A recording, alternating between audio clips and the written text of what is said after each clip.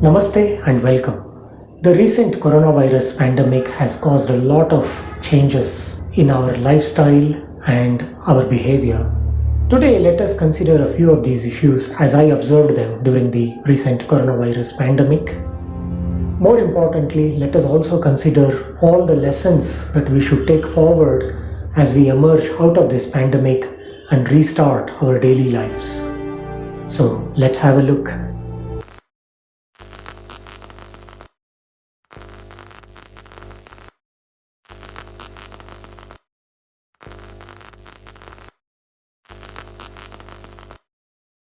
First, let us consider the Maslow's hierarchy of needs pyramid. As you can see, the bottom of the pyramid is made up of basic day-to-day requirements, and as you go towards the top of the pyramid, you find other optional requirements for human existence.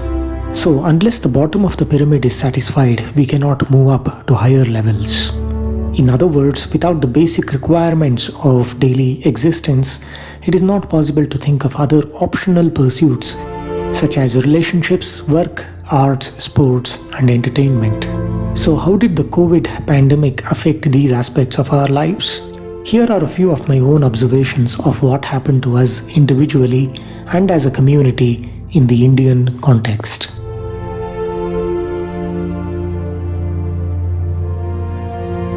One tiny virus with hardly enough genetic material to be considered a living organism wreaked havoc across the world.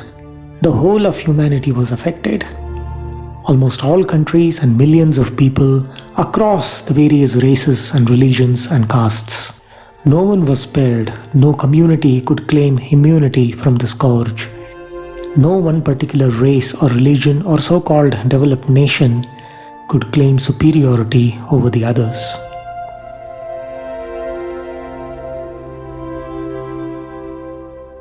More the concentration of people, more the chance of contact, less is the possibility of social distancing, which are all risk factors for a rapid spread of infection. In India, we were lucky this time because the government of the day took tough, timely measures to curb the spread of infection. Next time, with another epidemic and with a lesser government, we may not be so lucky.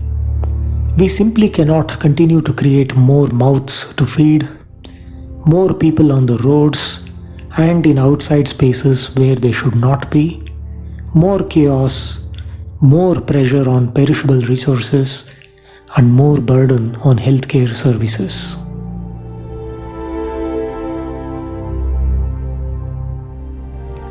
Some people couldn't care less about maintaining social distancing.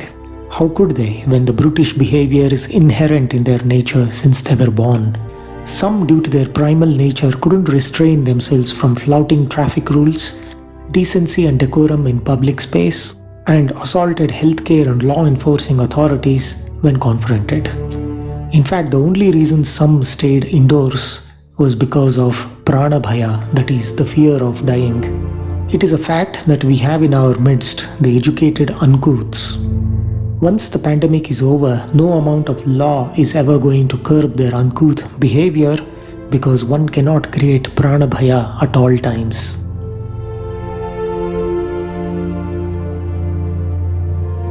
Unsolicited messages flew thicker and faster than any virus could. Among them, falsehood and sensationalism were common themes, with senders forwarding unverified messages to their hapless recipients. Some of the gullible recipients also took them seriously.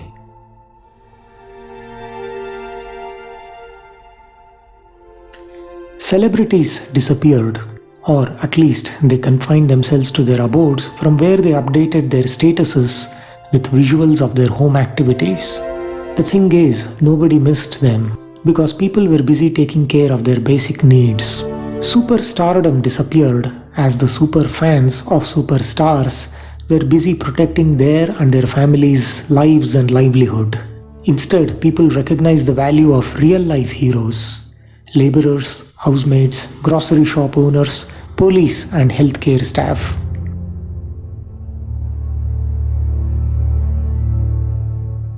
The field of sports is redundant during the times of humanitarian crises. Sports stadia were used as quarantine places. The IPL Olympics and Wimbledon were cancelled or postponed. Once again, people were more concerned with making ends meet rather than losing sleep over the fortunes of their favorite sports stars or teams.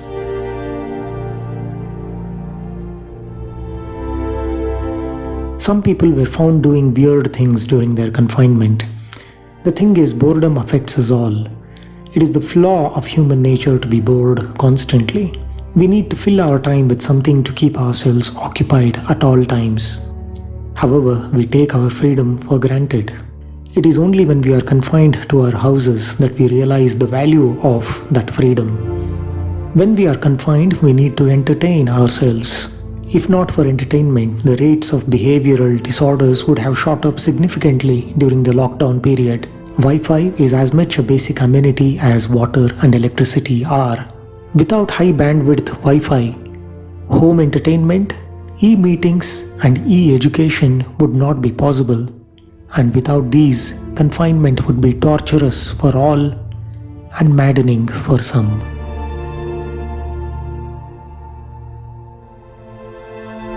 Extroverted people found lockdown to be a torture of the extreme kind.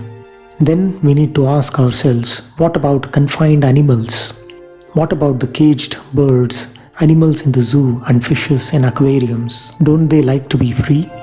Aren't we curtailing their freedom? It may be okay to have pets that have adapted to our lifestyle, such as cats and dogs, but are we not torturing caged animals and birds by using them for our own selfish needs, as good luck charms, and for our entertainment? During the epidemic, procuring, transporting and storing meat became unsustainable. If you are a true animal lover, you wouldn't be eating non-vegetarian food at all.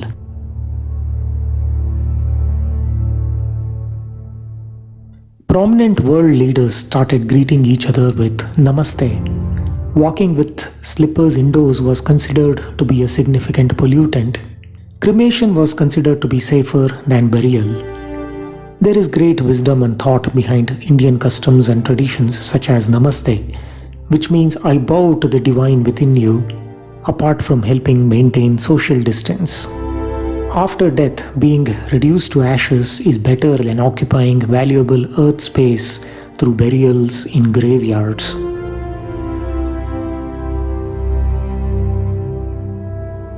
Schools closed down and the exams were postponed or cancelled. Nobody missed them, certainly not the students. Home learning and e-classes were taken up. Focus on bookish knowledge and rote learning reduced. E-learning and online tutorials were in vogue.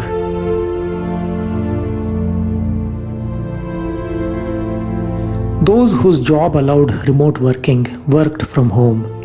Their presence was not required at their offices after all. Grand weddings were postponed while some opted for less ostentatious nuptials. All these reduced overcrowding, congestion on roads and wastage of time, money and food.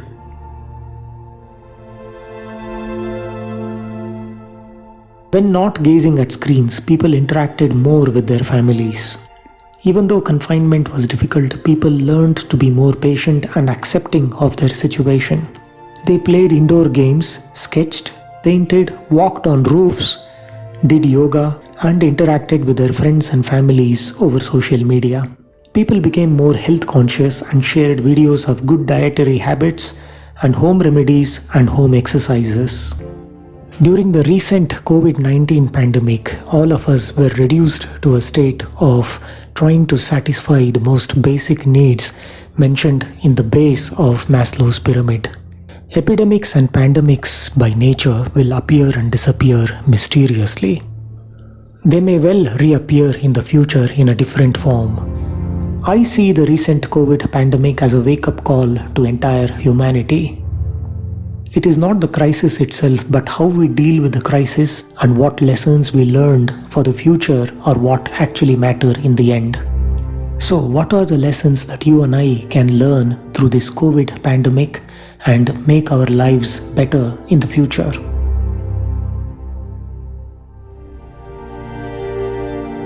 Quantity and quality have an inverse relationship. More the number of people in any given space, less would be the quality of life. Do you really need to produce and raise a large family? Think of the population of your own family and the community in general before deciding to have a child.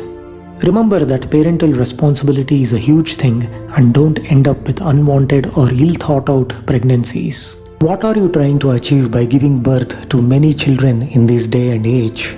The days of your ancestors when each of them had a cricket team full of progeny are over. You are not a king or a dictator who should be worried about your progeny carrying forward your lineage and family name. By reproducing more and more, you are congesting the already overburdened planet, thanks to your selfish, ego-filled need to perpetuate your own kind.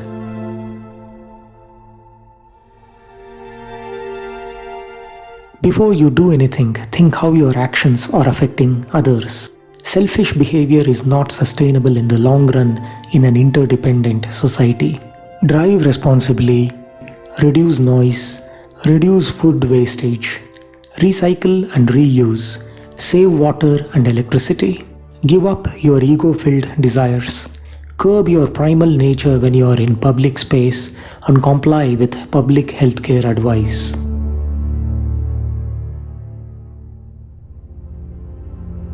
Share information or comment responsibly. It is okay to debate an issue with the view of arriving at the truth, but trolling and vilifying only indicates your underlying insecurity and ego-based opinions.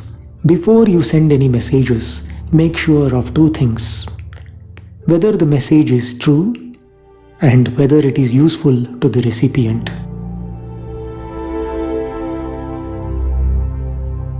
Don't idolize fake heroes.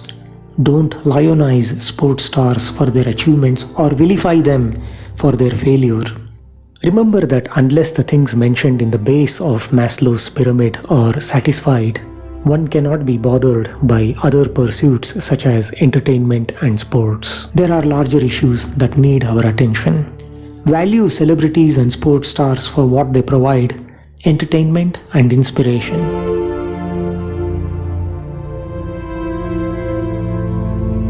Value and appreciate the work done by unsung everyday heroes: housemaids, manual laborers, delivery persons, shopkeepers, vendors, policemen, doctors, nurses, and healthcare staff. Help them out in whichever way you can.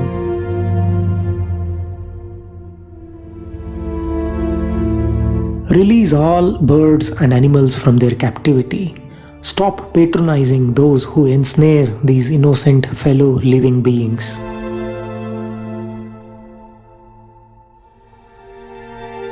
Try out a vegan lifestyle, or at the very least include as many vegetarian foodstuff in your diet as you can. Eliminate non-vegetarian food from your diet one by one until you feel satisfied that you are living a healthier and a more ethical lifestyle.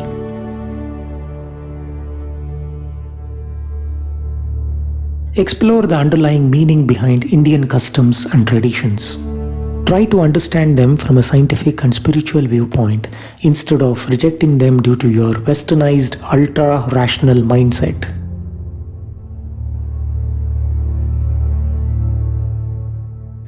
Look at how you can supplement your child's academic, school-based education. Look for holistic development of the child's mind by incorporating arts, sports, ethics, cultural, environmental, and spiritual aspects of education. Lessons in morality, ethics, and good behavior should be inculcated from an early age. Encourage facilitated but self-directed learning.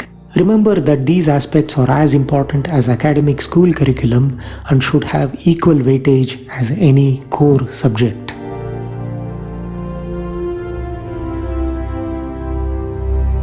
Reduce traveling and overcrowding by working from home.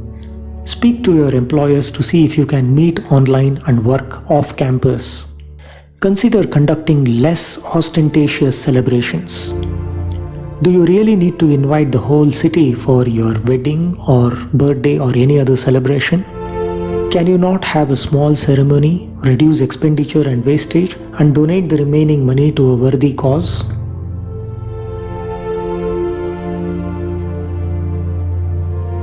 Switch off and log off. Have regular contact with family and me time. Take up arts, games, hobbies, reading, writing journals, meditation, and yoga. The universe maintains a delicate balance. Too little or too much of anything is harmful, and this is true of the human body and mind too.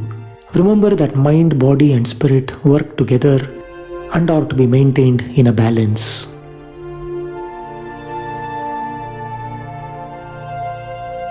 We are part of Mother Nature. We are not over and above her. In the larger scheme of things, we are tiny creatures on a tiny planet of a tiny galaxy in an otherwise vast and endless universe. So, give up your ego, think globally, be more humane, be more responsible, and save as much as you can. Treat all equally because we are one. Practice Sarvatma Bhava, that is, seeing oneness in all living beings. One humanity, one living being, one world. We are Purna, that is, whole. Thank you for watching this video. Think about all the issues that we have discussed in this video. Don't just think, act upon these ideas. If you come up with ideas of your own, please let me know.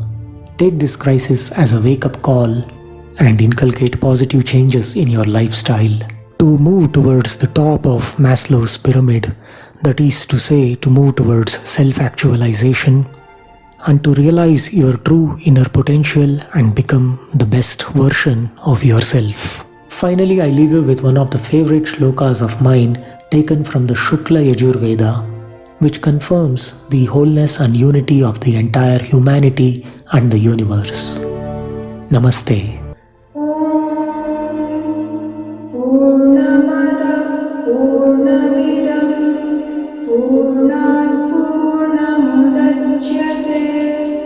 पूर्णस्य पूर्णमादाय पूर्णमेवावशिष्यते।